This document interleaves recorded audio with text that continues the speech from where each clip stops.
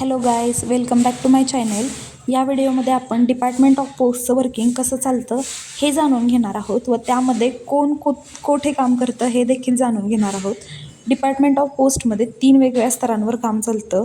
स्क्रीनवर दिसत असेल त्या पद्धतीनं हेड ऑफिस, सब ऑफिस आणि ब्रँच ऑफिस. हेड ऑफिस म्हणजे साध्या भाषेत जिल्हा स्तर, सब ऑफिस म्हणजे तालुका स्तर आणि ब्रँच ऑफिस म्हणजे गाव भाग. तर हेड ऑफिसमध्ये PA postal assistant, SPM, MTS, SSP, ASP हे लोक काम करतात. सब ऑफिसमध्ये PA, SPM, IP, MTS आणि डाकसेवक काम करतात. आणि आता आपले ब्रँच ऑफिसमध्ये BPM आणि ABPM काम करतात.